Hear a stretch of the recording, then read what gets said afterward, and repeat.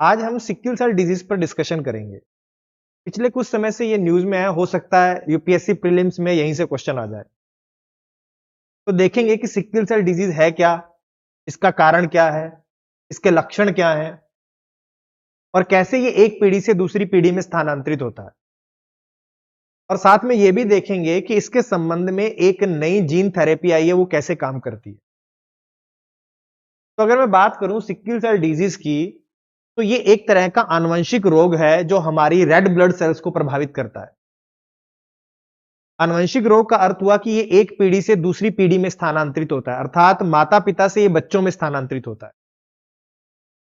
और दूसरा, ये रेड ब्लड सेल्स को प्रभावित करता है, लाल रक्त कोशिकाओं को प्रभावित करता है। ये उनकी शेप को बदल देता है, उनकी शेप को ये अर्धचंद्राकार कर देता है, क्रीसेंट शेप। अगर सामान्य रूप से देखा जाए तो जो रेड ब्लड सेल्स होती हैं, इस डायग्राम में अगर देखें तो इस तरह से होती हैं। ये सर्कुलर शेप है, या इसको डिस्क शेप भी कह देते हैं, या राउंड शेप भी कह देते हैं, बाई कॉनकेव भी कहा जाता है।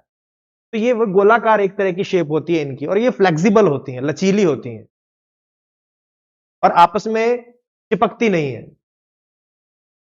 लेकिन जब हमें सिक्ल सेल डिजीज हो जाता है तो इनकी शेप इस तरह से क्रीसेंट शेप हो जाती है, अर्धचंद्राकार हो जाती है। और जब ये अर्धचंद्राकार हो जाती हैं तो जिन रक्त कोशिका रक्त वाहिकाओं में से ये प्रवाहित होता है तो उसके अंदर ये फंस जाती हैं। अभी देखेंगे कैसे होता है। तो एक तरह से अगर मैं कहूं तो ये हमारा ब्लड से संबंधित एक डिसऑर्डर है जो हमारी लाल रक्त कोशिकाओं की शेप को प्रभावित करता है और उन्हें क्रीसेंट शेप बना देता है। और माता पिता से ये बच्चों में स्थानांतरित होता है, इसलिए इसे हम आनुवंशिक रोग कहते हैं। तो पहला तो बेसिक तो इसका ये हुआ। लेकिन ये होता क्यों है और किस तरह से ये आगे एक पीढ़ी से दूसरी पीढ़ी में जाता है। देखो, इस रोग का होने का कारण है हमारे गुणसूत्र में एक उत्परिवर्तन होना, म्यूटेशन होना। इस डिजीज के अंदर जो क्रोमोसोम 11 है, 11 नंबर क्रोमोसोम है, देखो यहां लिखा है क्रोमोसोम 11, 11 नंबर क्रोमोसोम पर एक जीन होता है जिसका नाम है हीमोग्लोबिन बीटा जीन। तो क्रोमोसोम 11 पर जो हीमोग्लोबिन बीटा जीन है उसमें म्यूटेशन हो जाता है, उसमें परिवर्तन हो जाता है। और यह परिवर्तन फिर माता पिता से आगे बच्चों में स्थानांतरित होता है। और इस उत्परिवर्तन की वजह से, इस म्यूटेशन की वजह से जो हीमोग्लोबिन होता है वो डिफेक्टेड हीमोग्लोबिन का निर्माण होता है हमारे अंदर। देखो, आपने हीमोग्लोबिन सुना होगा। हीमोग्लोबिन लाल रक्त कोशिकाओं के अंदर पाया जाता है। देखो, ये आपको जो रेड ब्लड सेल आपको नजर आ रही है यहां पर, इन रेड ब्लड सेल में ये देखो, ये डॉट डॉट में जो आपको दिखाई दे रहा है, ये हीमोग्लोबिन है। इसका क्या काम होता है? देखो, इसका काम है कि जब हम सांस लेते हैं तो हमारे फेफड़ों में ऑक्सीजन पहुंचता है। और जब फेफड़ों में ऑक्सीजन पहुंचता है तो हमारी ये लाल रक्त कोशिकाओं में जो हीमोग्लोबिन है ये ऑक्सीजन को अपने साथ जोड़ लेता है, बांध लेता है। तो हमने सांस लिया, फेफड़ों में ऑक्सीजन पहुंची, और वहां पर ब्लड क्या करेगा, ब्लड के अंदर जो हीमोग्लोबिन है उस ऑक्सीजन को अपने साथ जोड़ लेगा और फिर वो हर कोशिका तक उसे पहुंचाता है जहां ऑक्सीजन का यूज होता है। तो एक तरह से हीमोग्लोबिन का काम है ऑक्सीजन को अपने साथ बांधना और पूरे शरीर में हर सेल तक पहुंचाना। यह काम है हीमोग्लोबिन का। और इस तरह से ये हीमोग्लोबिन रेड ब्लड सेल के अंदर हमें डॉट रूप में देखो दिखाई दे रहा है। लेकिन इस म्यूटेशन की वजह से ये जो हीमोग्लोबिन है ये डिफेक्टिव हो जाता है, ये इसमें चेंज हो जाता है, ये चिपचिपा हो जाता है और स्टिकी हो जाता है बहुत। अर्थात हीमोग्लोबिन आपस में चिपकने लगता है, और चिपकने लगता है और कठोर भी हो जाता है। तब ऐसी स्थिति में जब ये हीमोग्लोबिन है जो डिफेक्टिव है, ये आपस में चिपक जाता है, तो जो हमारी रेड ब्लड सेल है उनकी शेप इस तरह से क्रीसेंट शेप हो जाती है। और ये जो आपकी क्रीसेंट शेप अर्धचंद्राकार शेप में हो जाती है, ये कठोर भी हो जाती है, फ्लेक्सिबल नहीं रहती है, कठोर हो जाती है, चिपकने लगती हैं एक दूसरे के साथ। तो ये चिपकती हैं और कठोर हो जाती हैं। अब अगर मैं नॉर्मल ब्लड सेल की बात करूं तो जब देखो, ये रही आपकी ब्लड वेसल्स, रक्त वाहिकाएं जिनमें से हमारा ब्लड फ्लो करता है।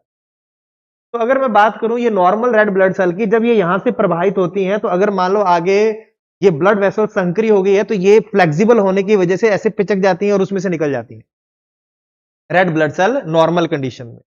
जब नॉर्मल कंडीशन में, तो मैंने पहले बताया था कि ये फ्लेक्सिबल होती हैं। तो मान लो कि यहां से बड़ी वाहिका थी, आगे छोटी हुई, तो ये जो गोलाकार है ये अंडाकार हो जाएंगे, ऐसे चिपक जाएंगी और पिचक के आगे निकल जाएंगी, अर्थात ये फ्लेक्सिबल है। लेकिन अगर मैं जब बात करूं इन सिक्किल सेल की, तो ये जो डिफेक्टिव हीमोग्लोबिन वाली हैं, ये हंसियाकार हो जाती हैं और कठोर रिजिड हो जाती हैं और आपस में चिपकने लगती हैं। तो ये इनको यहां ऐसे इस तरह से ब्लॉक करने लगती हैं, एक दूसरे के साथ क्लम्प बना लेती हैं, और कठोर होने की वजह से वो फिर इसमें से वो फ्लेक्सिबल नहीं है, तो उनकी शेप भी परिवर्तित नहीं होती, तो वो इसमें से निकल नहीं पाती और ब्लड वेसल्स ब्लॉक होने लगती हैं, और इसकी वजह से फिर तरह तरह के आपको लक्षण दिखाई देने। लेकिन मैंने अभी आपको बताया कि ये हो कैसे रहा है, ये हीमोग्लोबिन की वजह से हो रहा है, डिफेक्टिव हीमोग्लोबिन की वजह से।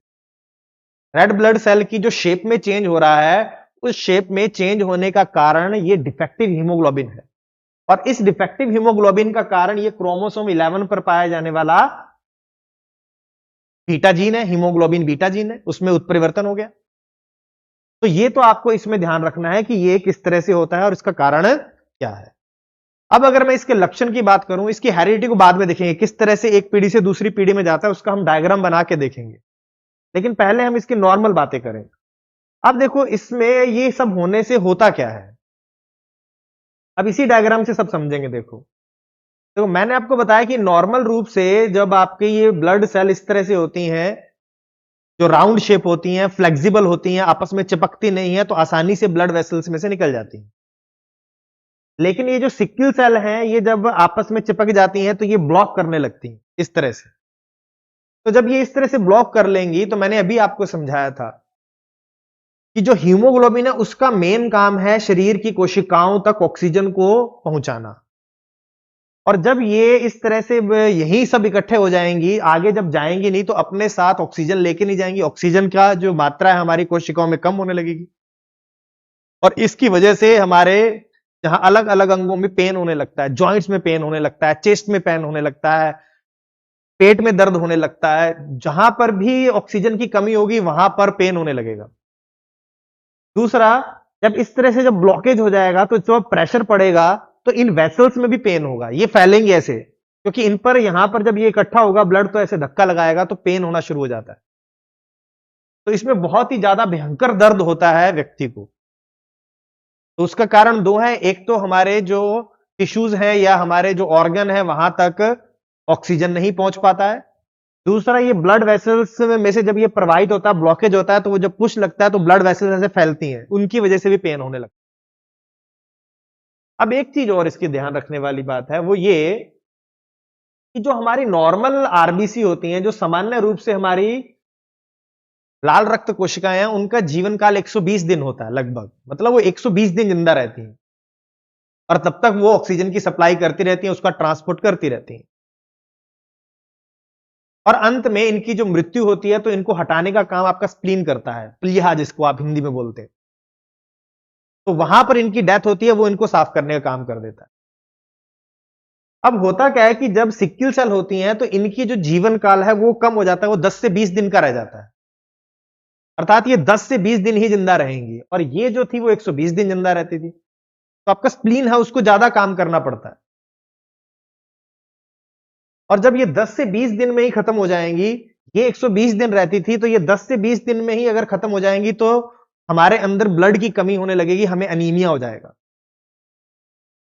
इसीलिए इसको सिक्किल सेल अनीमिया भी कहते हैं।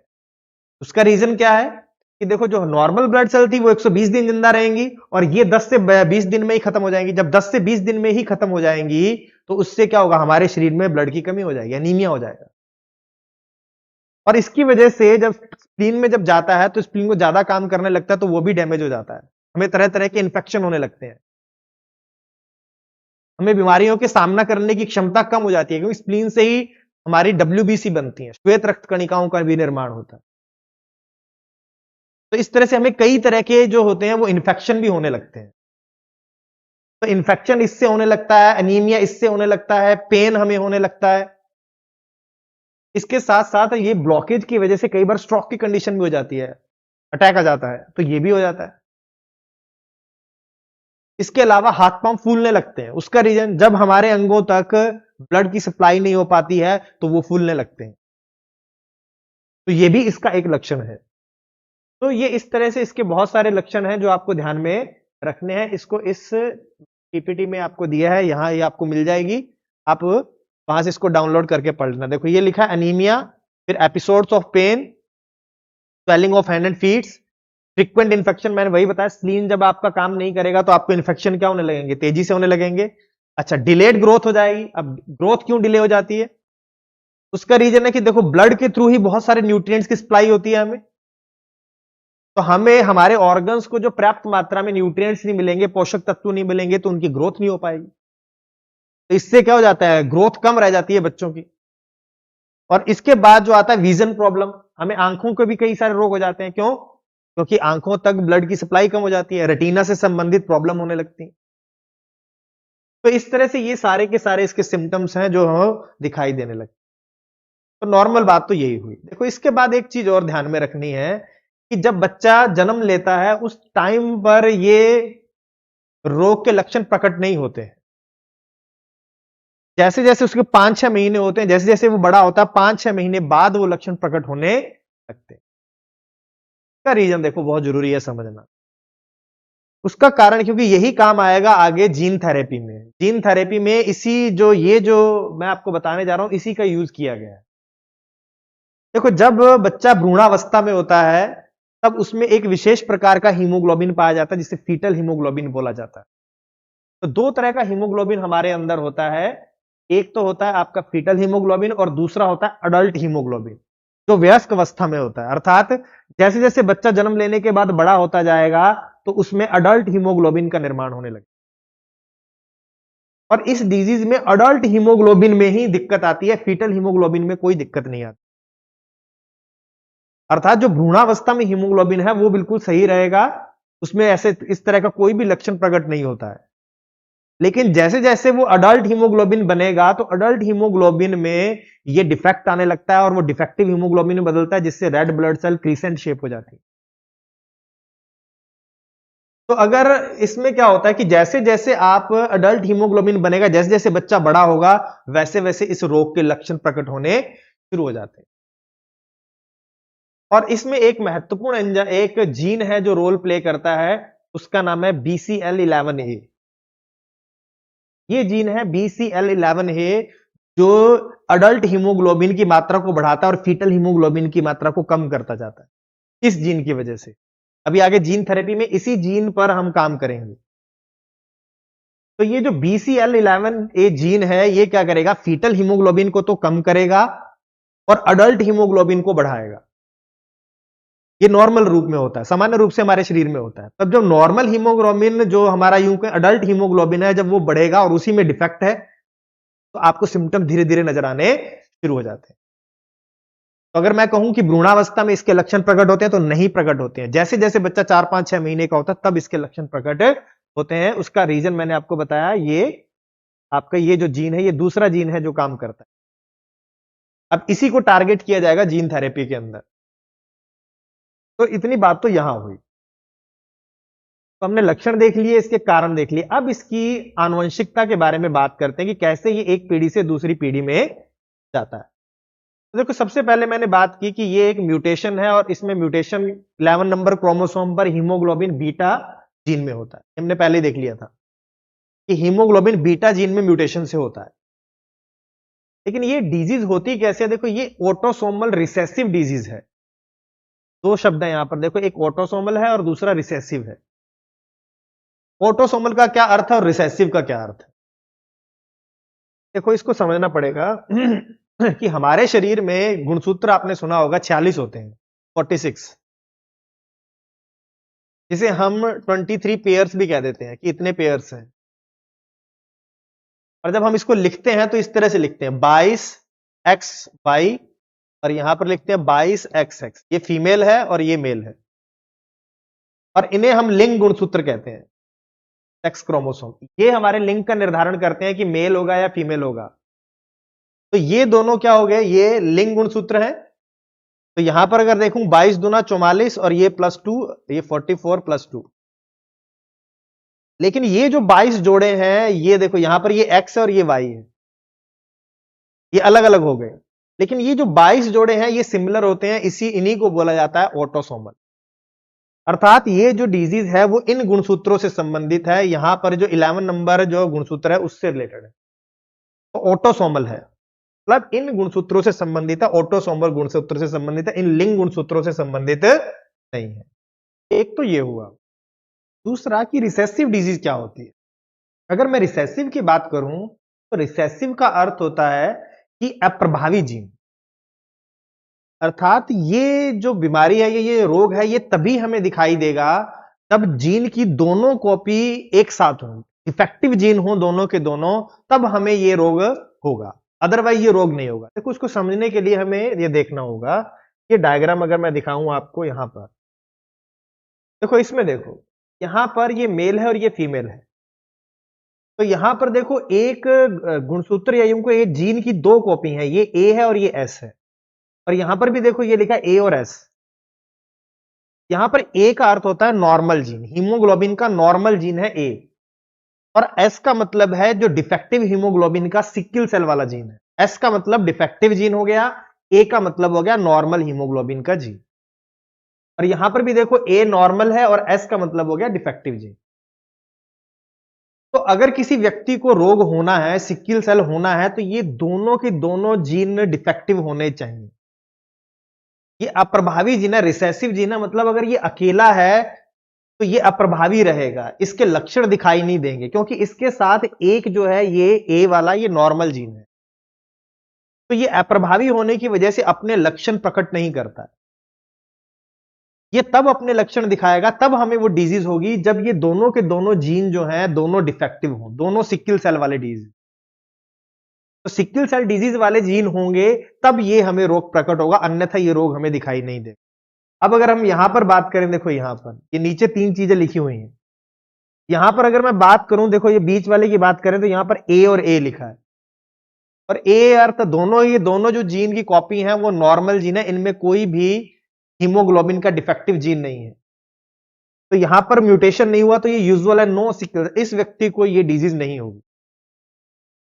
अब दूसरी की बात करें, देखो जिसमें लिखा एस और एस, ये वो कंडीशन है जब सिक्किल सेल डिजीज हो जाती है। तो यहां पर अगर मैं बात करूं एस और एस दोनों के दोनों क्या अनयूजुअल हैं, तो यहां पर सिक्किल सेल डिजीज आएगी, क्योंकि अब ये अपने जो लक्षण है, ये जो अपने प्रभाविता वो दिखाएगा। तो ऐसा व्यक्ति जिसमें दोनों डिफेक्टिव जीन होंगे, दोनों कॉपी उसकी डिफेक्टिव होगी, तब वो लक्षण प्रकट होता है। इसके बाद अगर मैं देखूं, यहां पर लिखा ए और एस, देखो इसमें ए है और एस है, तो एक तो क्या है, ए नॉर्मल है और एस जो है ये सिक्किल सेल वाला जीन है। तो ऐसे व्यक्ति में लक्षण प्रकट नहीं होते हैं, इसमें कोई सिम्टम दिखाई नहीं देगा आपको कि इसको सिक्किल सेल है, लेकिन ये कैरियर के रूप में काम करता है। एक पीढ़ी से दूसरी पीढ़ी में जो स्थानांतरण होगा, जीन एक पीढ़ी से दूसरी पीढ़ी में स्थानांतरित हो जाता है इनकी वजह से। अब इसको देखो इस तरह से देख सकते हैं, देखो यहां पर लिखा ए एस और ए एस, दोनों के दोनों एक तरह से कैरियर हैं, इनमें खुद में कोई भी लक्षण दिखाई नहीं देगा। अर्थात ये अगर पिता है और ये माता है, तो इन माता पिता में कोई भी लक्षण हमें सिक्किल सेल का दिखाई नहीं देगा। लेकिन अब देखो आगे, आगे जो बच्चे होंगे, देखो उनमें एक होगा जो नॉर्मल होगा, इसमें नॉर्मल हीमोग्लोबिन है। इसमें देखो ए एस है जिसमें सिक्किल सेल का ट्रेट है, मतलब ये कैरियर होगा। यहां पर ए एस है, ये भी सिक्किल सेल का इसमें ट्रेट होगा। और ये एस एस, मतलब ये इसको एक सिक्किल सेल डिजीज होगा। अर्थात एक ऐसा बच्चा होगा जिसको सिक्किल सेल डिजीज होगी, दो ऐसे होंगे जो कैरियर के रूप में काम करेंगे, और एक होगा जो नॉर्मल होगा। देखो इसको इस तरह से भी बना सकते हैं, खुद भी बनाया जा सकता है। अगर मैं बात करूं, ये रहा ए एस और ये रहा ए एस, यहां पर अगर क्रॉस किया जाए तो ये ए एंड ए, फिर इस ए का इस इसके बाद ए एस, एस और ए, ये हो गया ए एस एस। तो यहां पर अगर बात की जाए तो ये जो होगा इसे डिजीज होगी। ये दोनों के दोनों ए एस है, ए एस है, ये कैरियर होंगे। और ये ऐसा होगा जो नॉर्मल। तो अलग अलग स्थिति हो सकती है। मान लो कि ऐसा भी हो सकता है कि कोई एक पेरेंट हो जिसको सिक्किल सेल डिजीज हो और एक नॉर्मल हो, तो भी ऐसा भी हो सकता है केस। तो ऐसे केस में फिर आप बना के दे सकते हैं, जब अगर आपको क्वेश्चन आ जाए तो ये हो जाएगा ए एस, और यहां से फिर ए एस, फिर यहां से ए एस, और यहां ये सारे के सारे कैरियर होंगे, बना के देख सकते हैं। इसके बाद हो सकता है कि ये हो एक में रोग हो और दूसरा कैरियर हो, तो इसको भी बना के देखा जा सकता है। तो अगर ऐसा कंडीशन है तो क्या करेंगे, देखो ये क्या है, ये रोगी है, माता पिता में से एक क्या होगा, एक को सिकल सेल डिजीज है, दोनों देखो एस है, एक ए और एस है, तो इसमें ये क्या होगा, कैरियर के रूप में काम करेगा, उसमें सिम्टम दिखाई नहीं देंगे। तो यहां पर भी अगर करेंगे तो ये देखो कैसा हुआ, एस और ए, ये हो गया ए एस, फिर ये एस और ये एस करें तो यहां से ये एस और यहां पर हो गया एस एस की बात करें, ए एस, और फिर इसकी बात करें तो यहां पर अगर बात करोगे तो आप यहां पर ये एस एस और ये एस एस, मतलब 50% बच्चे ऐसे होंगे, ये और ये जो रोगी होंगे, सिकल सेल उनमें डिजीज होगा, और 50% ऐसे होंगे एएस वाले जो कैरियर की तरह काम करेंगे। तो आपको बनाकर देखना है कि अगर वो पूछ ले कि कौन सी कंडीशन पूछता है, हो सकता है वो आपसे पूछ ले कि दोनों के दोनों क्या है, तो पूरा का पूरा केस बना के देख सकते हैं। तो डिपेंड करता है कि कंडीशन क्या है। तो इस तरह से ये माता पिता से आगे बच्चों में स्थानांतरित होते हैं, इनकी आनुवंशिकता होती है। इसीलिए इसमें शुरू में जो लिखा था उस शब्द का अर्थ आपको आना चाहिए, कि लिखा था यहां पर ये एक ऑटोसोमल रिसेसिव डिजीज है, यहां रहा, ये एक ऑटोसोमल रिसेसिव डिजीज है। तो ऑटोसोमल का अर्थ हो गया ये 22 उदर्ग वाले गुणसूत्रों से, 22 जोड़ों से संबंधित है, लिंग गुणसूत्रों से संबंधित नहीं है। रिसेसिव का अर्थ हो गया कि ये अप्रभावी जीन है, जब दोनों कॉपी इसकी डिफेक्टिव होंगी तभी ये अपने लक्षण प्रकट करता है। तो ये भी आपको ध्यान में रखना है। जीन का नाम आपको ध्यान रखना ही है कि हीमोग्लोबिन बीटा जीन से संबंधित है, क्रोमोसोम 11 पर ये उपस्थित होता है। तो ये इसका सामान्य रूप था। अब इसके टाइप्स की बात कर लेते हैं। देखो ये 3 प्रकार का होता है। देखो एक है HBSS, सिकल सेल एनीमिया, ये सबसे खतरनाक प्रकार का होता है। इसमें दोनों एस जीन होते हैं, दोनों डिफेक्टिव जीन है, और दोनों पेरेंट से एक एक जीन आता है, और इसे अब नॉर्मल हीमोग्लोबिन एस वाला जीन है, दोनों पेरेंट से एक उधर से आएगा और एक उधर से आएगा, अभी हमने बनाकर देखा था। तो ये वो वाला केस है, ठीक है। This type often lead to severe manifestation characteristic by rigid sickle shaped red blood cell, मतलब ये बहुत ही खतरनाक रूप होता है सिकल सेल एनीमिया। दूसरा HBSC, इसमें दो तरह के जीन होते हैं, एक तो एस जीन जो हमने अभी पढ़ा, एक दूसरे प्रकार का जीन होता है सी जीन। तो एक तो एस जीन होता है और दूसरा सी जीन होता है, इसीलिए इसको एस सी कहा गया है। ये इसका थोड़ा माइल्ड वर्जन है, सबसे खतरनाक वर्जन ये है, उससे कम वाला वर्जन ये है। तो इसमें दो तरह के जीन होते हैं, एक एस होता है, एक पेरेंट से एस जीन आएगा, दूसरे से सी जीन आएगा। इसके बाद आता है HBS बीटा थैलेसीमिया, एक तो वही एस जीन जो हम पढ़ रहे हैं शुरू से, सिकल सेल वाला जीन हो गया एस जीन, और दूसरा एक और जीन आता है उसका नाम है बीटा थैलेसीमिया जीन। तो एक पेरेंट से तो एस जीन आएगा, दूसरे से आएगा बीटा थैलेसीमिया जीन, और इसे ही हम बोलते हैं थैलेसीमिया। तो ये 3 प्रकार का है। नंबर 1 मैंने आपको बताया HBSS, दूसरा है HBCSC, और तीसरा है HBS बीटा थैलेसीमिया। ये वर्जन है कि कौन सा जीन कहां से आता है, लेकिन जो बेसिक था जो हमें पढ़ना था वो हमने देख लिया कि ये है क्या, ये रेड ब्लड सेल से संबंधित डिसऑर्डर है। हीमोग्लोबिन इसमें डिफेक्टेड हो जाता है, इसमें रेड ब्लड सेल जो होती हैं वो क्रीसेंट शेप हो जाती हैं, जिससे वो ब्लॉकेज क्रिएट करते हैं, शरीर में ब्लड के साथ साथ ऑक्सीजन की सप्लाई कम हो जाती है, एनीमिया हो जाता है, ऑक्सीजन कम हो जाता है, इससे स्ट्रोक हो सकता है। तो ये सारी कंडीशन इसके साथ है। तो अब इसके बाद हमें देखना होगा कि इससे संबंधित वैक्सीन कौन सी हैं, इसके संबंध में क्या क्योर आ चुका है मार्केट। तो वो काफी एक जटिल प्रोसेस है, उसमें जीन थेरेपी बड़ा न्यूज में रहा है, तो उस पर बात करते हैं।